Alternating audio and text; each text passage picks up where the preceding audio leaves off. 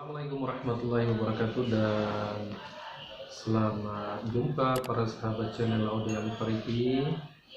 Pada kesempatan kali ini saya akan berbagi tips, berbagi pengalaman terkait dari kelanjutan video-video sebelumnya. Jadi video terakhir yang saya upload bagikan sama sahabat-sahabat sekalian terkait dengan konsep daripada bab 2 tinjauan pustaka dari penyusunan proposal penelitian atau skripsi. Berbicara tentang bab 3 itu terkait dengan metode atau metodologi penelitian. Nah, bagi para peneliti pemula, inilah yang menjadi momok, menjadi barang yang ditakuti oleh sebagian besar mahasiswa dalam menyusun proposal penelitian atau skripsi, ya, karena ini melibatkan dua unsur pengetahuan. Yang pertama adalah metodologi penelitian itu sendiri, dan yang kedua adalah tentang pengetahuan statistik, ya. Oleh karena itu mahasiswa diharapkan harus mampu untuk menguasai kedua bidang keilmuan ini untuk dapat menjelaskan atau memaparkan, ya, dengan baik terkait dengan penyusunan bab 3 pada metodologi penelitian. Apa saja yang menjadi komponen daripada metodologi penelitian ini? Yang pertama adalah jenis penelitian, di mana jenis penelitian ini di dalamnya terdapat desain penelitian yang digunakan. Jenis penelitian ini dijabarkan atau disesuaikan tentunya, ya, dengan judul penelitian. Jadi berbicara tentang judul penelitian, rumusan penelitian, tujuan khusus penelitian sampai dengan hipotesis penelitian harus sinkron dengan jenis penelitian yang akan dipilih, ya. Misalkan saya kasih contoh terkait dengan judul faktor-faktor yang berhubungan dengan kejadian diabetes mellitus pada masyarakat di desaan misalkan. Jadi jenis penelitian yang sesuai dengan judul tersebut adalah jenis penelitian observasional analitik, ya, dimana pada dasarnya bahwa jenis penelitian ini secara garis besar ada dua. Yang pertama adalah jenis penelitian observasional, ya, yang kemudian dipecah menjadi dua bagian, yakni observasional deskriptif dan observasional analitik. Yang kedua adalah jenis penelitian eksperimental, ya, yang nantinya akan dipecah lagi menjadi dua. Yang pertama adalah eksperimental murni, dan yang kedua adalah false, ya, false eksperimental atau eksperimental tidak murni.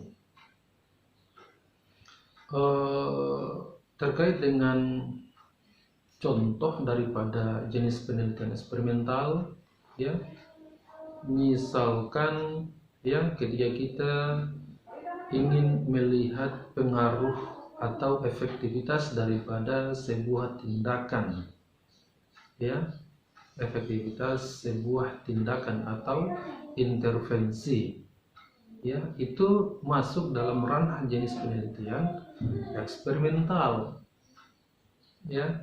Misalkan pengaruh pemberian aromaterapi lavender terhadap dalam mengurangi tingkat nyeri, ya, pada pasien postpartum misalkan, ya. Atau judul proposal penelitian seperti efektivitas pemberian jahe dalam menurunkan tingkat nyeri, ya. Ini contoh terkait dengan penerapan ya jenis-jenis penelitian ini pada bidang kesehatan. Ya, misalkan terkait dengan gambaran tingkat kepuasan pasien terhadap pelayanan kesehatan di puskesmas A. Ya, untuk judul ini terkait dengan gambaran, ya maka yang cocok adalah jenis penelitian observasional deskriptif. Ya, bisa juga terkait dengan adik-adik ya yang mempunyai tugas untuk menyusun karya tulis ilmiah, dalam hal ini KTI, ya di mana kebijakan dari kampus ya mengharuskan untuk mahasiswa akhirnya menyusun studi kasus, ya misalkan asuhan keperawatan atau asuhan kebidanan misalkan. Jadi maka jenis penelitian yang cocok itu adalah observasional deskriptif juga. Ya, karena hanya sekedar untuk memberikan gambaran atau menjabarkan ya suatu kondisi real, ya tanpa melakukan analisis data atau tidak melibatkan analisis statistik. Ya, baik, saya lanjut. Bahwa terkait dengan jenis penelitian ini, salah satu diantaranya adalah desain penelitian. Untuk desain penelitian, ya ada beberapa jenis.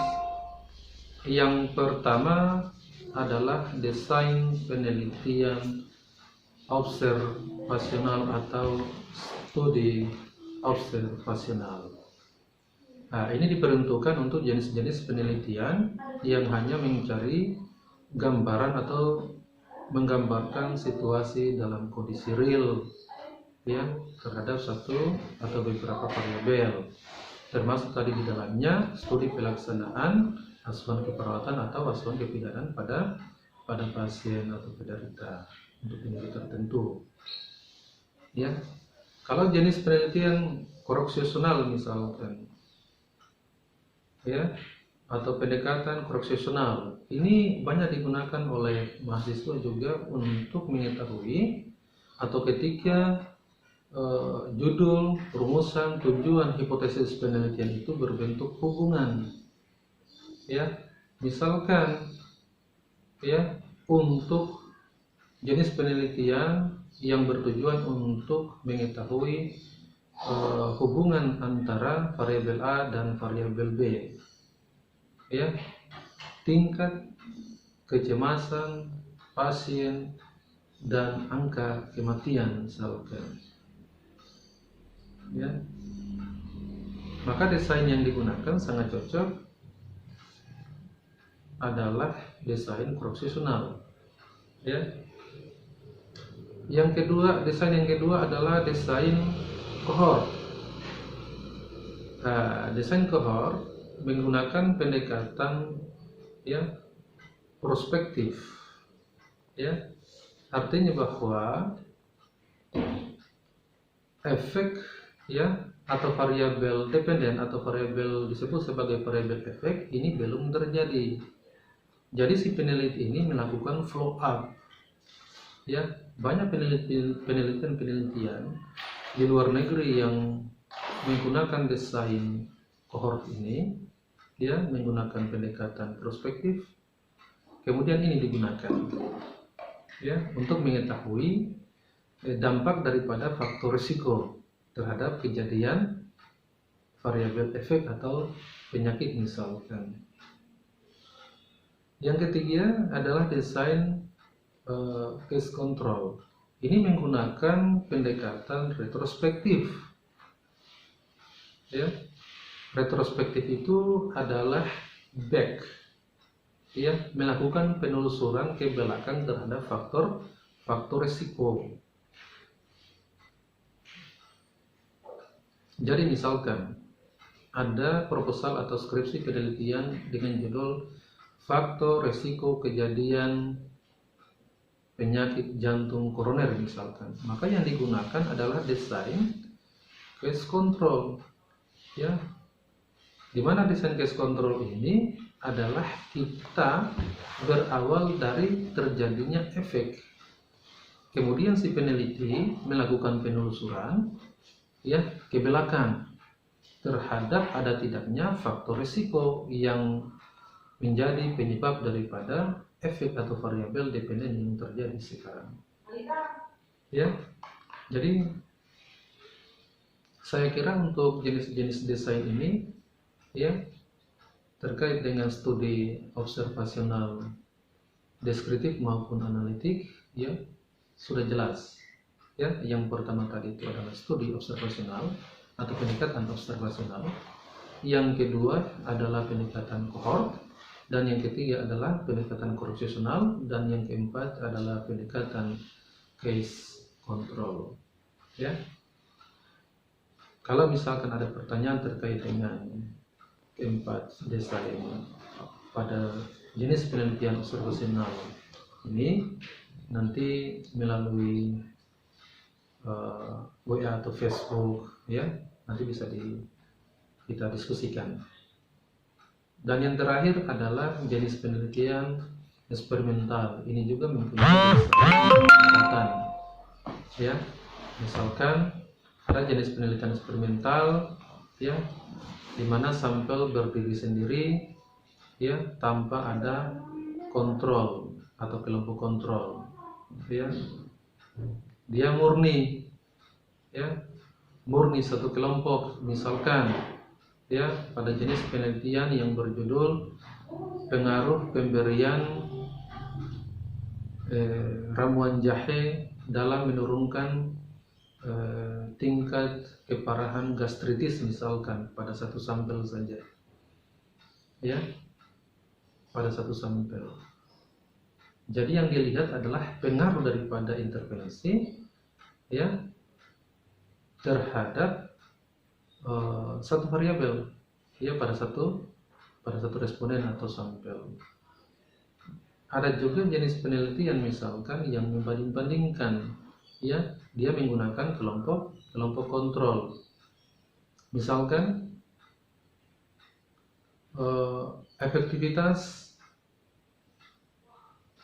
pemberian obat A dan obat B, ya, menurunkan tingkat kecemasan misalkan.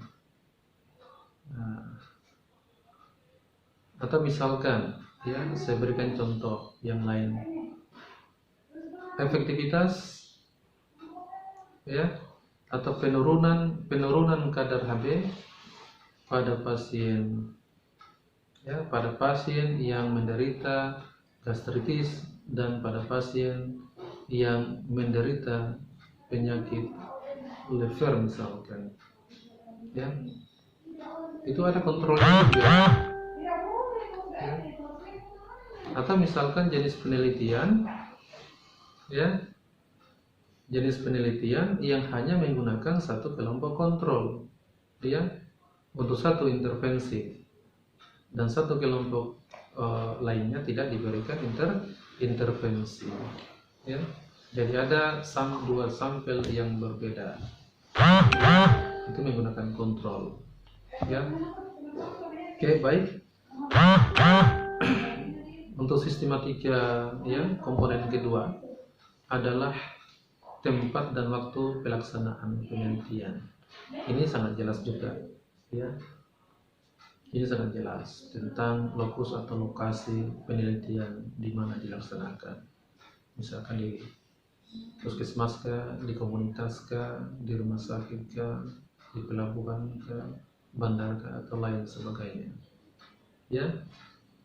Yang kedua terkait dengan waktu, ini juga ada dalam bentuk tabel, ya, atau time schedule penelitian. Di sana akan terlihat bahwa pelaksanaan penelitian ini mulai digarap kapan, ya, sampai dengan ujian tutup atau ujian skripsi misalkan. Komponen yang ketiga adalah populasi dan sampel, ya. Jadi kalau populasi ini terkait dengan subjek penelitian, ya, atau sekelompok orang, ya, atau sekelompok barang yang akan diteliti. Dan ini sifatnya menyeluruh, populasi lebih luas cakupannya dibandingkan dengan sampel penelitian, ya. Jadi kalau sampel penelitian adalah sebagian dari populasi, karena pada dasarnya sampel yang dipilih itu harus bagian dari populasi terpilih atau populasi terjangkau, ya. Tidak boleh lagi diambilkan dari populasi di tempat lain, ya. Karena jenis-jenis populasi itu ada beberapa. Yang pertama adalah populasi target, yang kedua adalah populasi terjangkau, dan yang ketiga adalah subjek yang benar diteliti, ya. Jadi misalkan saya akan melakukan penelitian di sebuah sekolah misalkan. Nah, sekolah itu adalah menjadi populasi targetnya. Kalau populasi terjangkau, pilih beberapa kelas, ya,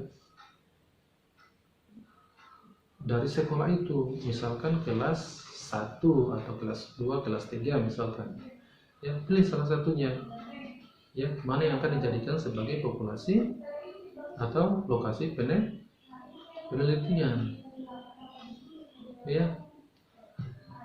Itulah yang disebut sebagai populasi terjangkau. Ada juga yang disebut sebagai subjek yang benar diteliti.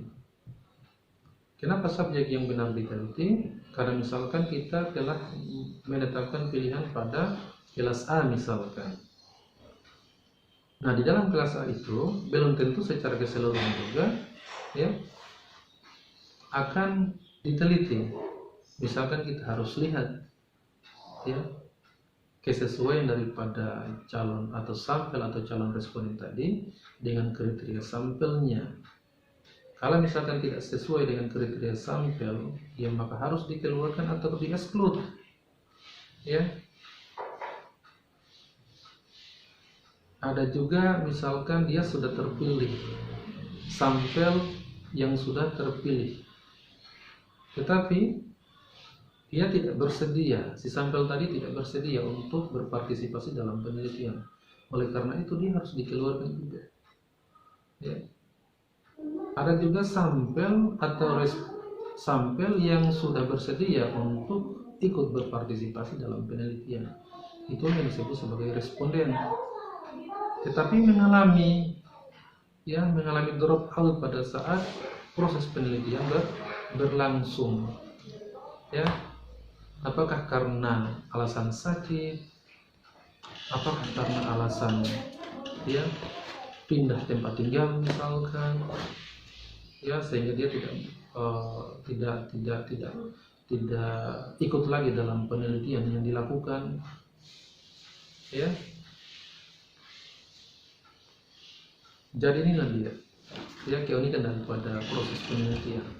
Jadi meskipun, ya, populasi terjangkau itu sudah terpilih, tapi belum tentu menjadi subjek yang benar diteliti, ya, diakibatkan karena masuk dalam ketiga kategori tadi itu, sehingga harus dikeluarkan atau di-exclude, ya.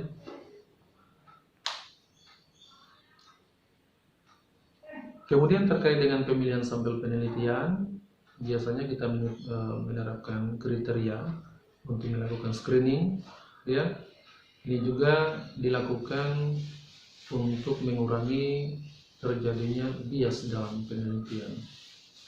Minimal kita melakukan kontrol untuk mengurangi terjadinya kesalahan atau bias dalam penelitian, ya. Komponen selanjutnya adalah instrumen penelitian. Instrumen penelitian ini adalah sebagai alat ukur dalam penelitian. Di video sebelumnya saya sudah melakukan pembahasan juga bahwa untuk instrumen atau alat ukur penelitian ini harus dibangun berdasarkan, ya, tinjauan pustaka pada bab 2, ya.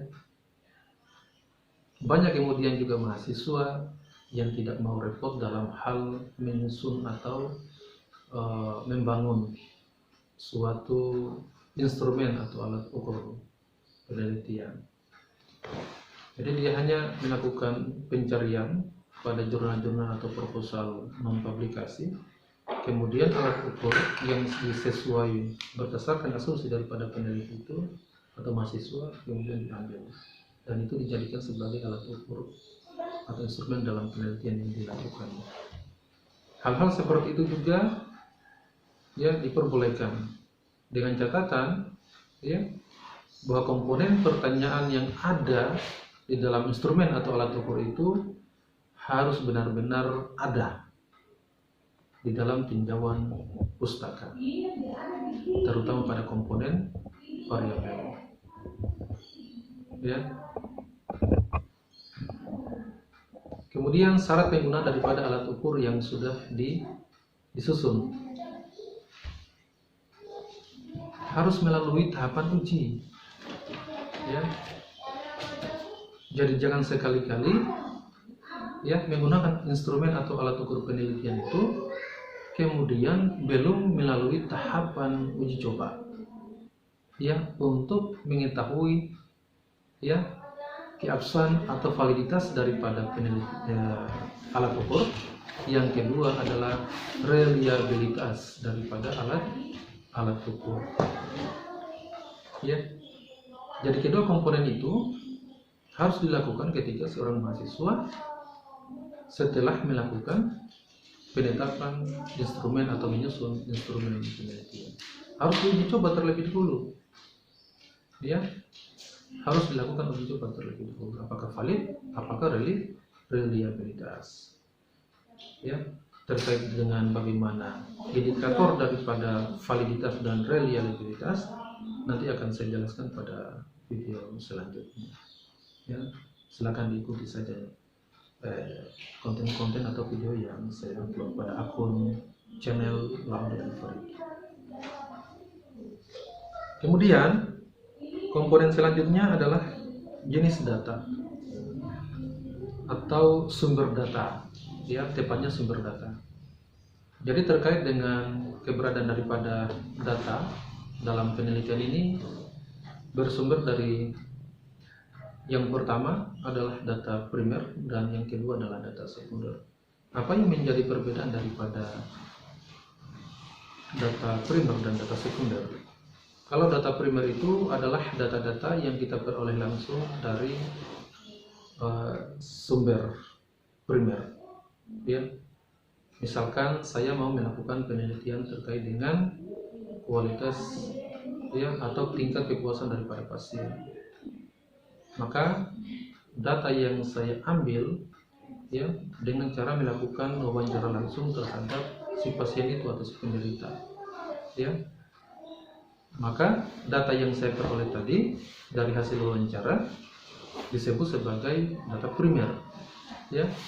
Lain halnya ketika ya saya sebagai seorang peneliti atau mahasiswa mau melakukan atau mengambil data tentang tingkat kepuasan pasien berdasarkan hasil survei yang sudah dilaksanakan oleh rumah sakit misalkan dalam bentuk IPM, indeks IKM, indeks kepuasan masyarakat terhadap pelayanan yang ada di rumah sakit. Maka data yang saya dapatkan itu adalah data sekunder, bukan lagi data primer. Ya, karena data sekunder itu adalah data-data yang kita peroleh ya berdasarkan yang bukan dari sumbernya secara langsung.